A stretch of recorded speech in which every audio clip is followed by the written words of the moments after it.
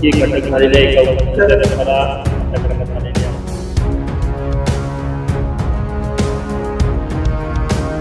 काय नेमकं प्रकरण त्यांच्या संपूर्ण घोटाळ्यामध्ये काय होतं? नागपुर से एक गंभीर खुलासा। शालार्थ आईडी घोटाले में महाराष्ट्र राज्य माध्यमिक एवं उच्च माध्यमिक शिक्षण मंडल के नागपुर विभागीय अध्यक्ष तथा प्रभारी उपसंचालक चिंतामन वंजारी को पुलिस ने हिरासत में लिया है। इस कार्रवाई से शिक्षा विभाग में हड़कंप मच गया है। गौरतलब है कि यह एक दिन पूर्व ही उपसंचालक कार्यालय में कार्यरत एक लिपिक को गिरफ्तार किया गया था, जो फर्जी शालार्थ आईडी तैयार करने में संलिप्त पाया गया। वंजारी की गिरफ्तारी के बाद इस प्रकरण के सूत्रधार तक विशेष जांच दल के शीघ्र पहुंचने की संभावना जताई जा रही है। अब तक की जांच से यह स्पष्ट हुआ है कि यह अवैध गतिविधि वर्ष 2019 से संचालित हो रही थी। उस समय चिंतामन वंजारी के कार्यकाल में नियमों की अवहेलना करते हुए कई फर्जी आईडी को मंजूरी दी गई। उल्लेखनीय है कि उस समय राज्य में शिक्षक भर्ती प्रक्रिया स्थगित थी, फिर भी इन नियुक्तियों को गुप्त रूप से आगे बढ़ाया गया। हमने क्रमिक कार्रवाई करते हुए पहले संबंधित लिपिक और अब उपसंचालक को गिरफ्तार किया है। एसआईटी इस पूरे मामले की गहराई से जांच कर रही है और आश्वस्त है कि इस भ्रष्ट तंत्र के मूल सूत्रधार तक शीघ्र ही पहुंचा जाएगा।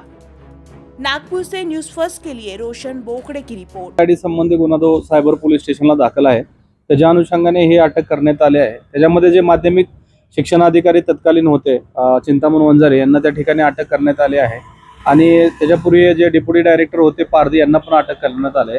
जो शालार्थ आयडी बनवण्यात आले की ज्या ठिकाणी त्याचे प्रस्ताव आलेले नसताना सुद्धा त्यांना शालार्थ आयडी इश्यू करण्यात आले। त्यानंतर त्यांची नियुक्ती आणि त्यांचे पेमेंट त्या ठिकाणी काढण्यात आले। ह्याच्या अनुषंगाने या अधिकाऱ्यांना अटक करण्यात आलेली आहे। सर, चिंतामन वंजारीला अटक करणं हे फार धक्कादायक आहे शिक्षण विभागासाठी, कारण ते या चौकशी समितीचे अध्यक्ष देखील होते। आतापर्यंत त्यांच्या कुठल्या गोष्टीमध्ये सहभाग आढळलेला नाही। ज्यावेळेस त्यांच्या ज्या ठिकाणी माध्यमिक शिक्षणाधिकारी असताना त्या ठिकाणी त्यांनी जे आवश्यक जे त्या ठिकाणी कुठेतरी त्यांनी त्या ठिकाणी दुर्लक्ष करून किंवा त्या ठिकाणी त्यांचा सहभाग आढळून आल्यानंतरच आम्ही अटक केलेली आहे आणि त्यांच्या संदर्भात अधिकचा तपास आमचा सुरू आहे। या प्रकारामध्ये आणखी काही शिक्षण अधिकारी रडारवर आहे। याच्यामध्ये जे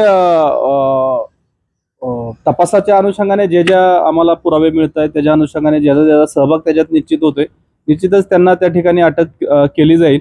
पण तत्पूर्वी आम्हाला त्या ठिकाणी इन्व्हेस्टिगेशन करणं गरजेचं आहे आणि ज्याचा रोल या ठिकाणी येईल, ज्या माध्यमातून कोणी अधिकारी हेतुपुरस्पर त्या ठिकाणी दुर्लक्ष केलं आहे, त्यांची जे त्यांनी कार्य करणं आवश्यक होतं त्या ठिकाणी त्यांनी मुद्दामून दुर्लक्ष केल्याचं प्राथमिक तपासात निष्पन्न होतं। काही क्लरिकल अधिकारी देखील आहे ज्यांच्याबद्दल वेगवेगळ्या जिल्ह्यामध्ये आहे, मात्र त्यांचा या संपूर्ण घोटाळ्यामध्ये सहभाग असल्याची चर्चा आहे।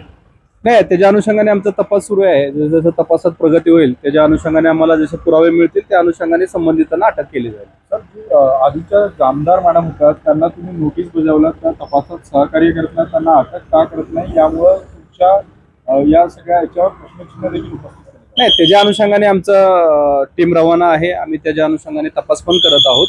निश्चित याच्यामध्ये आपल्याला सुद्धा कुठेतरी दिसून येईल की ज्याचा सहभाग आहे त्याला पण आम्ही पोहोचू आणि त्यांना अटक करू।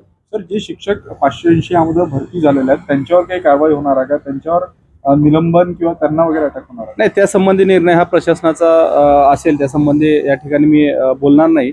पण जे शिक्षक ज्या ठिकाणी आम्हाला शालार्थ आयडी आहे त्या ठिकाणी संबंधित जे झेडपी असेल, एनएमसी असेल यांना आम्ही पत्रव्यवहार करून संबंधिताची नावे कळवू।